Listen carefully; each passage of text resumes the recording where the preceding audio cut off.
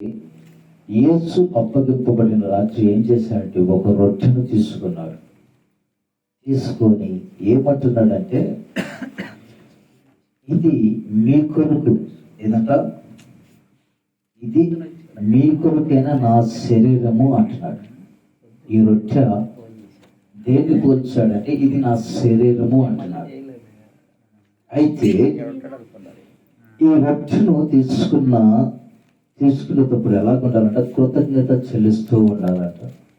తర్వాత ఆయన అంటున్నాడు, నన్ను జ్ఞాపకము చేసుకోండి అంటున్నాడు. ఏం చేసుకోవాలంట? నన్ను జ్ఞాపకము చేసుకోండి అంటే రొట్టెను చూస్తున్నప్పుడు మనకేం గుర్తు రావాలి? రొట్టెను చూస్తున్నప్పుడు మనకేం గుర్తు రావాలి? ఆయన శరీరము గుర్తు రావాలి. చక్కగా చెప్పారు, చాలా సంతోషం. హల్లెలూయా. రొట్టెను చూస్తున్నప్పుడు ప్రతి ఒక్కరికి గుర్తు రావాల్సిన విషయం ఏంటంటే, నా పాపముల కొరకు ఆయన శరీరము నలగగొట్టబడింది అని గుర్తు రావాలి. ఏ గుర్తు రావాలి? నా పాపము నిమిత్తము ఆయన యొక్క శరీరము నలగగొట్టబడింది. ఎవరి పాపం నిమిత్తము?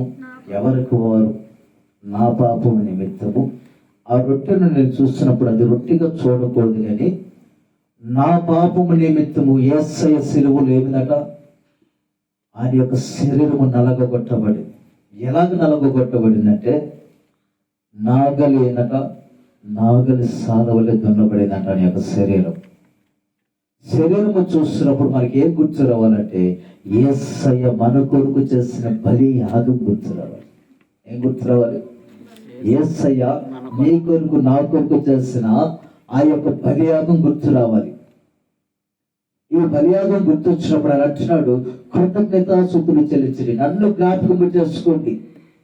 ఏం జ్ఞాపకం చేసుకోవాలంట? నీ కొరకు నా కొరకు ఆయన యొక్క శరీరము నలగొట్టబడినది జ్ఞాపకం చేసుకోవాలి. అయితే కృతజ్ఞత కలిగి ఎలా ఉండాలంట? మనము మన యొక్క శరీరమును బలియాగముగా ఆయన ఎదుట పెట్టాలి. మనం ఎలా పెట్టాలి? గమనించండి, ఆయన శరీరం ఎలాగుందంటే ఇప్పుడు నాగలి సాధవలే దున్నబడింది. శరీరం అంతా కూడా గాయములు. జాగ్రత్తగా, శరీరం అంతా కూడా ఏమవుతుంది? గాయాలు. ఒక పక్క నుంచి రక్తం అంతా ఒలిగిపోతూ ఉంది. ఆ శరీరము చూడండి, మొత్తం ఒళ్ళంతా కూడా గాయాలే. ఎందుకు నాన్న ఎంతగా నువ్వు నీ శరీరాన్ని గాయపరుచుకున్నావు అంటే అంటాడు, నీ కొరకు నాయన అంటున్నాడు. ఎవరి కొరకు అంట? నీ కొరకు, నా కొరకు. అనే యొక్క శరీరము ఎలాగుందంటే పూర్తిగా గాయాలు. మొత్తం ఎటు చూసినా శరీరం అంతా కూడా నెత్తురు మరకలే. శరీరం అంతా కూడా ఎలాగుంది? నెత్తురు, ఇంకా ఏం లేదు. ఎందుకు ప్రభు అంటే ఇది నీ కొరకు నా శరీరము అంటున్నాడు. దేవుని స్తోత్రం. హల్లెలూయా. ఇది జ్ఞాపకం చేసుకో. నువ్వు ఎప్పుడైతే నువ్వు రొట్టెను చూస్తావో, రొట్టె చూసినప్పుడు దాన్ని రొట్టెగా నువ్వు చూడకూడదు. మరి ఎలా చూడాలి? నా కొరకు, నా పాపము నిమిత్తము ఆయన శరీరాన్ని బలిగా పెట్టాడు దేవుడు. ఏం పెట్టాడు? నా పాపం నిమిత్తము ఆయన శరీరాన్ని బలిగా అర్పించాడు. దేవుని స్తోత్రం. ఇది గుర్తు రావాలి ఎవరికి? యేసయ్య రక్తంలో కడగబడిన వారికి గుర్తు రావాలి.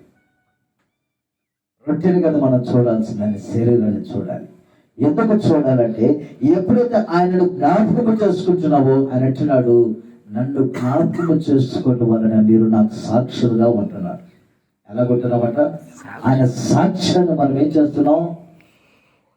ఇప్పుడు క్రీస్తు కొరకు సాక్షులు, సాక్షులని మనం అపొస్తలుల బోధనలు చూస్తాం.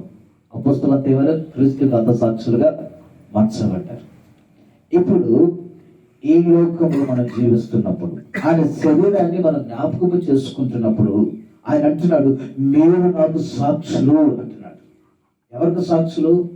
అయ్యా ఎందుకు రారా మీరు రొట్టె విరుతున్నారంటే, ఇదిగో నా పాపం నిమిత్తం అనే శరీరము ఏమైంది? ఆ పాపం నిమిత్తం ఆయన శరీరం దున్నబడింది, ఆ పాపం నిమిత్తం ఆయన శరీరం బలియాగముగా అర్పించాడు. అది సాక్ష్యం. ఎప్పుడు ఈ సాక్ష్యము? ఆయన జ్ఞాపకం చేసుకున్నప్పుడు. మనం ఏం చూస్తామంటే రొట్టెను చూస్తాం. ఏం చూస్తాం? మనం రొట్టెను చూస్తాం. ఆయన ఏమంటున్నాడంటే, మీరు రొట్టెను కాదని ఆయన చూసేది, దీన్ని చూసినప్పుడల్లా నన్ను జ్ఞాపకం చేసుకోవాలంటున్నాడు. ఈ రొట్టెను చూసినప్పుడల్లా నన్ను జ్ఞాపకం చేసుకో. ఏమి జ్ఞాపకం చేసుకోవాలయ్యా? నేను ఏమి జ్ఞాపకం చేసుకోవాలంటే ఆయన అంటాడు, నీ కొరకు నేను చేసినది ఒకసారి జ్ఞాపకం చేసుకో. ఏంటంట? నీ కొరకు నేను చేసినది ఒకసారి జ్ఞాపకం చేసుకో. నేను ఏ రకంగా నీ కొరకు బలియాగమయ్యానో ఒక్కసారి జ్ఞాపకం చేసుకో. ఈ రొట్టెను నువ్వు పట్టుకుంటున్నప్పుడు నా శరీరాన్ని నువ్వు పట్టుకుంటున్నావు. నా శరీరాన్ని పట్టుకుంటున్నప్పుడు నీకు ఏమి గుర్తు రావాలి? నీ నిమిత్తము నేను చేసిన త్యాగం గుర్తు రావాలి. దేవుని స్తోత్రం. హల్లెలూయా.